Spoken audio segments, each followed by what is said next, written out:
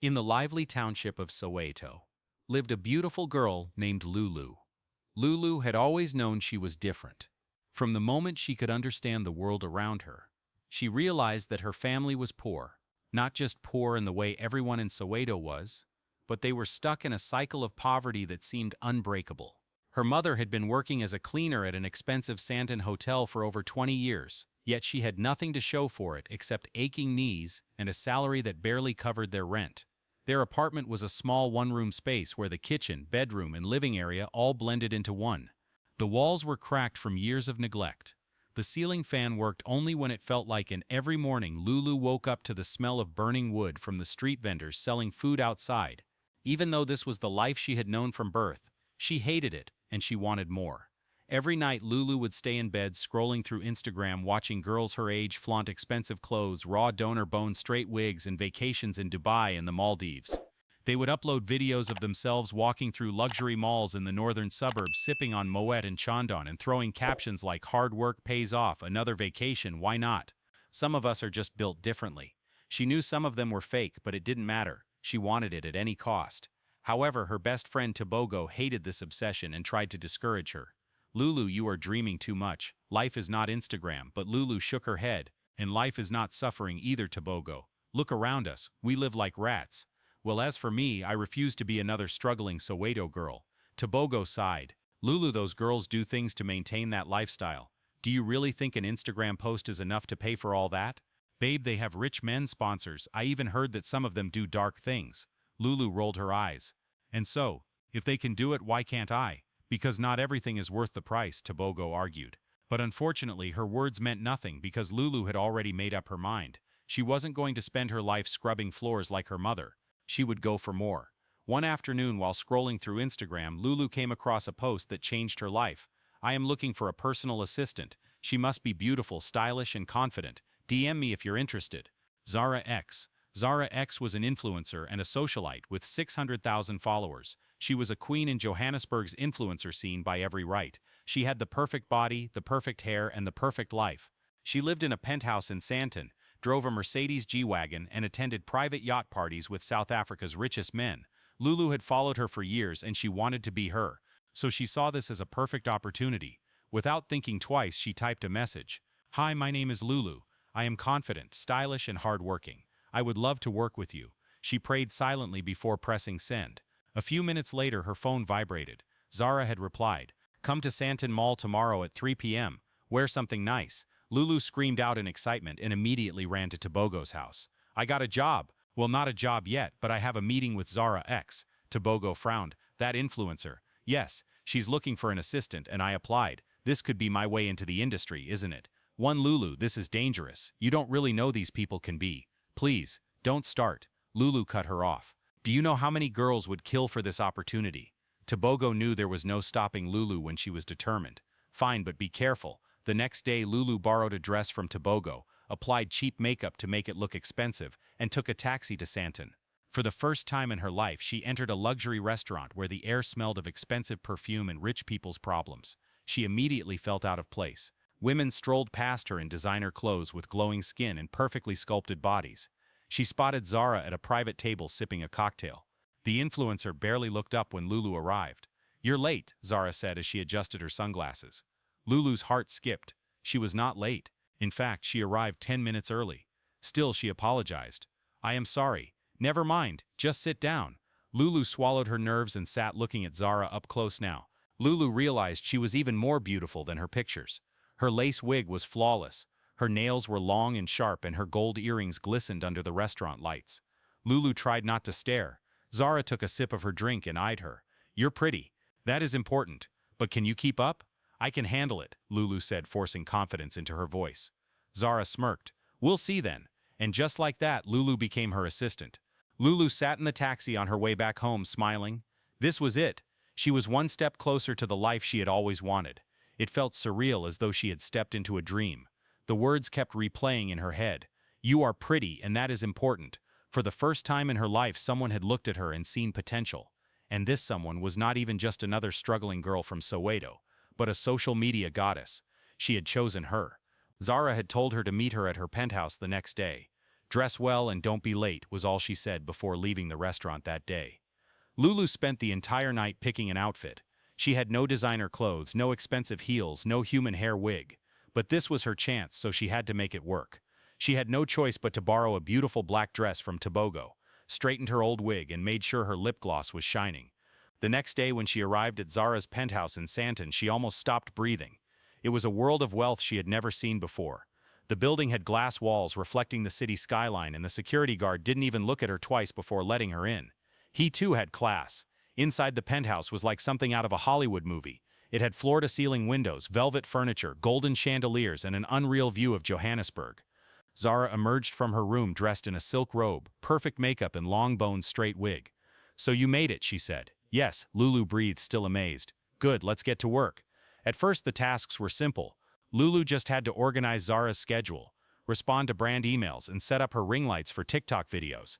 But as the days passed, Lulu realized that Zara wasn't just an influencer. Her life online was only an illusion. Zara would spend hours posing for pictures, changing outfits, and taking videos of food she didn't even eat. One day they had packed up for a private trip to Paris. They arrived at the airport, got on the private jet, and Zara asked her to take pictures of her sitting inside. However, immediately after the pictures, they got off the private jet, left the airport, and took a taxi home. Lulu was confused. "Wait, we are not flying anywhere?" Zara rolled her eyes. "Sweetheart, I don't need to fly. I just need them to believe I am flying." Lulu's eyes opened wide in shock. This was the first lie she learned about the influencer world. It was not about being rich. Rather, it was about looking rich. And soon Lulu wanted to play the game too. She was intrigued. After 2 weeks of working with Zara, Lulu had learned a few things. Firstly, most influencers rented designer bags for photo shoots. They didn't own them. Secondly, the luxury cars they flaunted were often borrowed from wealthy men in exchange for their bodies, of course. The one that shocked her the most was that a lot of these boss babes weren't making money from Instagram. They were actually making it from men. One evening as Zara was getting ready for a party, she turned to Lulu and said, "I have seen the zeal in you. You want to come into our world anyway. You need to start looking expensive because nobody takes a broke girl seriously." "But I don't have money for expensive things," Lulu admitted. Zara smirked. "You don't need money, girl. You just need the right connections." That night, Zara took Lulu to a rooftop party in Santon, the kind of event Lulu had only seen in magazines. Women were draped in designer dresses, perfect nails, and sparkling jewelry. And for the men, they were powerful, rich, and dangerous. As soon as they sat down, Zara whispered and pointed to an older man in an expensive suit. "That is Chief Delamini. He likes beautiful young girls. Just smile and he will take care of you." Lulu hesitated. She had heard about the sponsors before, the men who funded influencer lifestyles, but she wasn't sure she was ready to get one yet. However, before she could respond, Chief Delamini was already walking towards them. "Zara, my favorite girl," he said smoothly, and placed his hand on her waist. Then his eyes landed on Lulu. "And who is this beauty?" Zara smiled. "This is Lulu. She's new in the game." Chief Delamini smiled and nodded approvingly. Fresh blood. "Tell me, Lulu, do you like nice things?" Lulu swallowed hard. "Yes." Chief Delamini smiled. "Then let's talk. Come with me." That night, everything changed. The next morning, Lulu woke up to a notification on her phone. 30,000 rand had been deposited into her account. Her hands trembled. She had never seen that much money before. She stared at the notification unbelievably. Then at that moment, she remembered something. She quickly scrolled through her phone's gallery and posted a picture of herself from the party last night, captioning it, "When you work hard, the rewards come." Surprisingly, the likes poured in, but the comments were filled with both jealousy and admiration. "Lulu, you are glowing. Soft life suits you, babe. Ate and left no crumbs." Nobody asked where the money came from, and they didn't even need to know because the only thing that mattered now was that Lulu was officially in the game.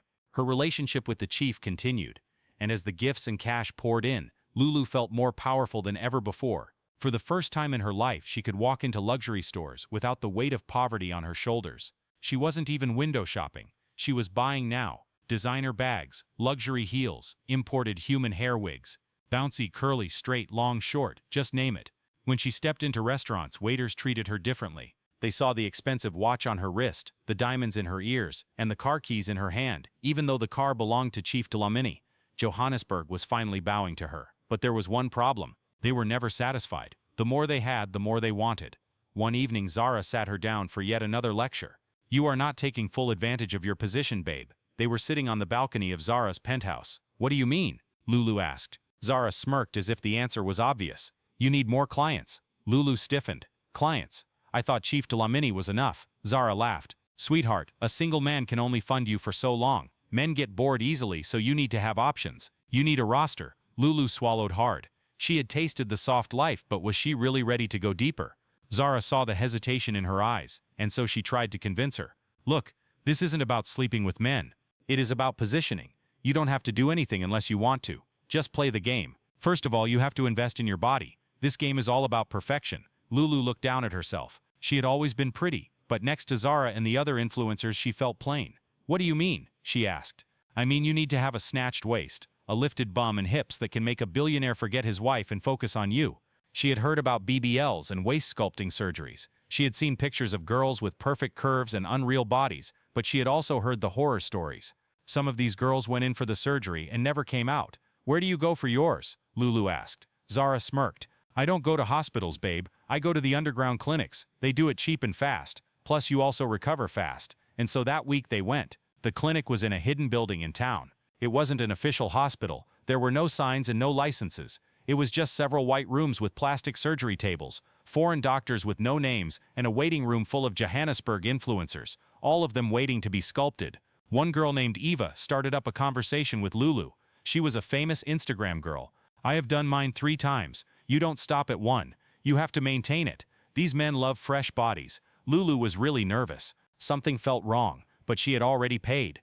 Zara went in first, then Eva. When it was Lulu's turn, she lay on the table, trying to calm her nerves. Then she heard a loud scream, and a door burst open.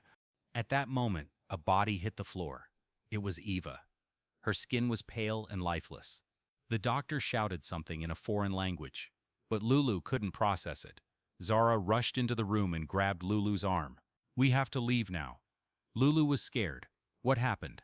But Zara didn't answer. As they came out of the room, they saw the doctor and his assistant already dragging Eva's lifeless body out of the room. There was no ambulance to salvage the situation. Lulu ran and never got the surgery again. After the surgery incident, Lulu swore to stay away from dangerous things, but the hunger for power was too strong, and Zara had not finished inducting her into the influencing world. She had another plan. See, Lulu, you need something stronger, something that will make these men obsessed with you. Lulu frowned. What do you mean? Zara lowered her voice.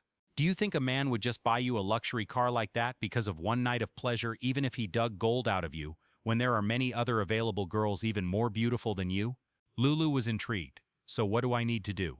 Zara leaned in. There is a woman who makes charms, real charms, such that men will give you millions without blinking, no matter what you ask. That is what we all do. Lulu couldn't wait to get fully equipped, and so that night they went.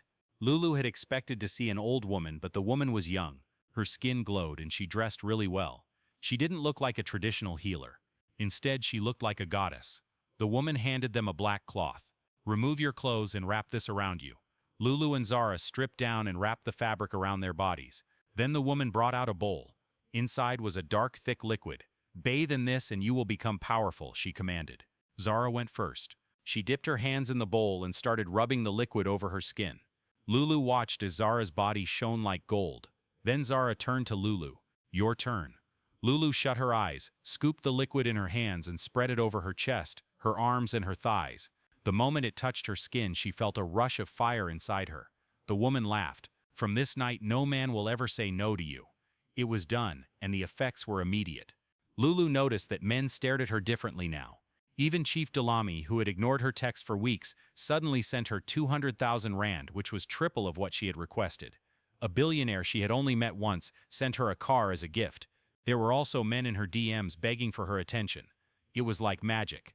The more Lulu climbed, the more she changed. She was no longer the humble girl from Soweto.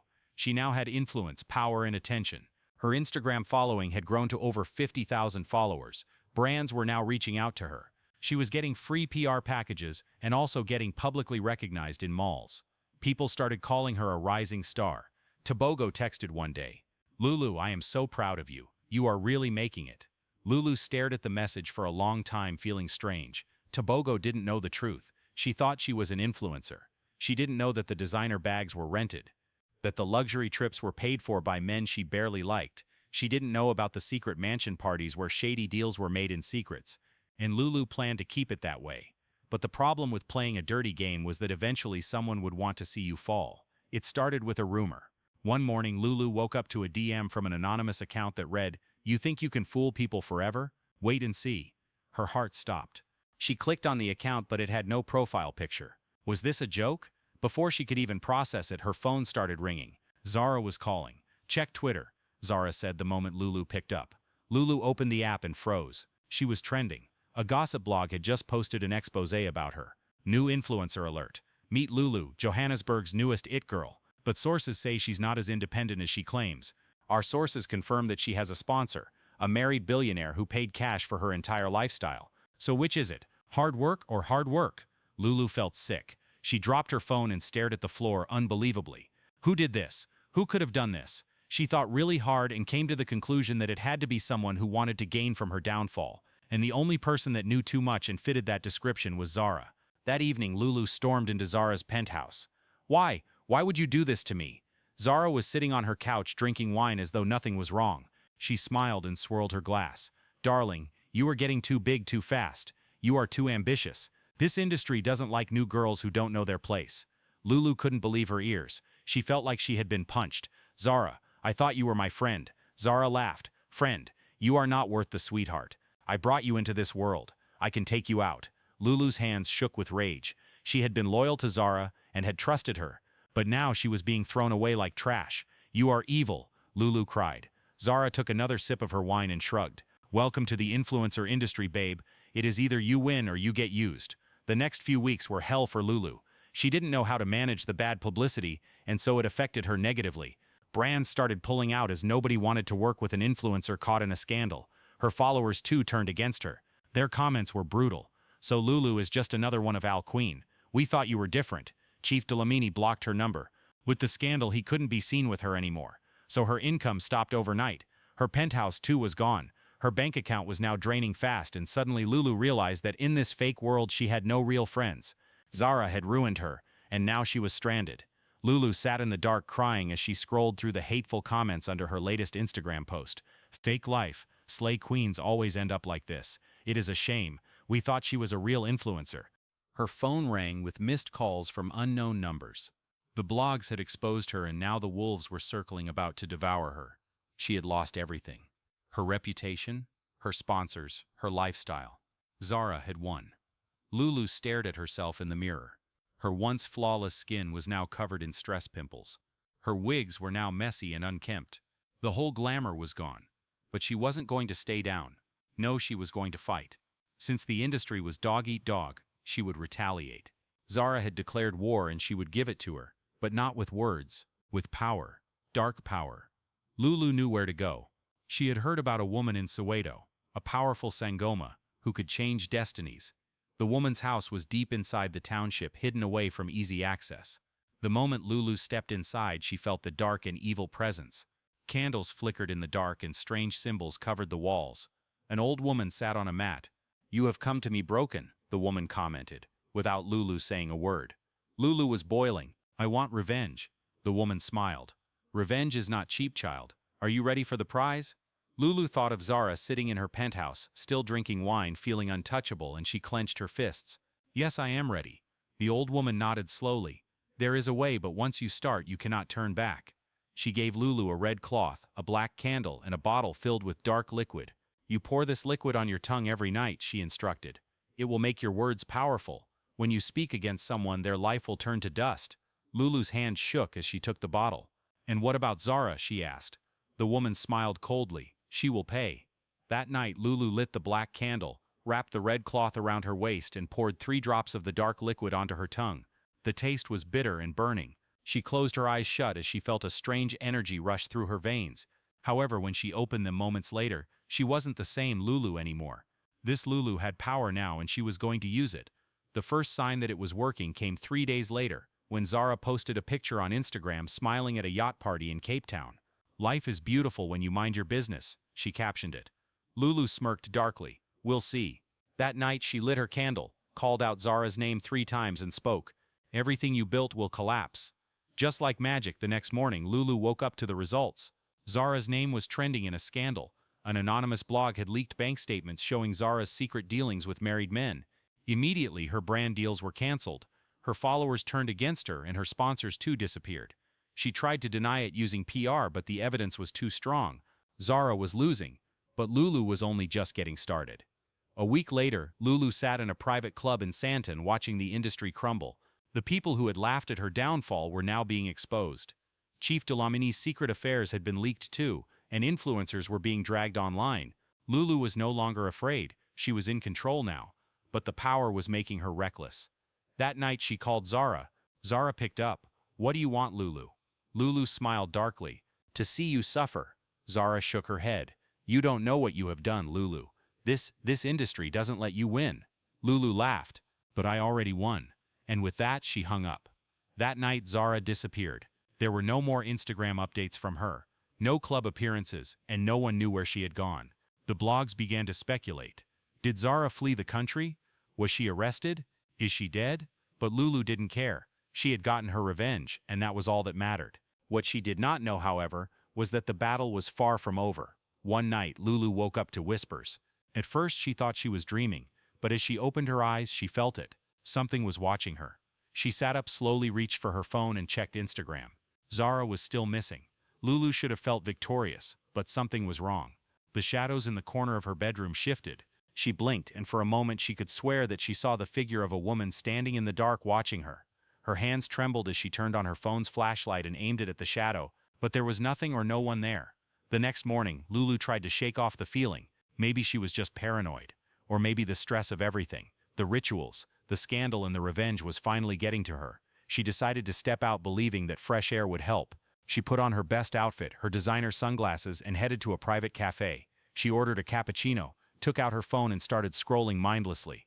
Then suddenly she got a notification. It was a message from Zara's account that read, "Did you really think it was over?" Lulu dropped the phone as her heart pounded wildly. She picked up her phone again with shaky hands and clicked on the message, but the account was gone. It was deleted. A cold shiver ran down her spine. Was someone playing games with her, or was it something else? Lulu had a bad feeling. Something was coming, but she didn't know what it was. That night, Lulu locked all her doors. She didn't know why, but her instincts told her that she was no longer safe. She lit the black candle she had been given by the Sangoma and prayed, "Protect me." But the moment the flame came to life, the room changed. The air became thick and the shadows grew darker. And then she heard a loud bang on the door. Lulu was sweating profusely by now. Suddenly, her phone vibrated in her lap. She had a new message from a hidden number. She opened it and saw, "Come outside." Lulu froze and she hugged herself tightly on her bed. However, the knocks on the door continued harder and louder. After a moment, it died down and Lulu stood up slowly and walked towards the door. Her heart was pounding so loudly that she could barely hear herself breathe. She held the handle, turned it, and opened the door. But there was nothing, just darkness. She let out a breath of relief, but just as she was about to close the door, a hand grabbed her wrist. Lulu screamed and looked up. She froze when she saw Zara, or probably what was left of Zara, because her once flawless face was now hollow and sunken, and her eyes were pure black. She didn't look human at all. Lulu screamed and ran out of her house that night without looking back. But even as she ran, she kept on hearing strange voices. A week later, an article surfaced online. Influencer Lulu missing for days. Her friends and family are deeply concerned. Could this be another case of social media fame gone wrong? However, days later, a shocking video was trending on Instagram. It was a video of Lulu roaming mad in the markets. She was dressed in tattered rags, but she wore red heels and held a matching red bag as though she was still in her influencing era. But now she was influencing for the Mad People community.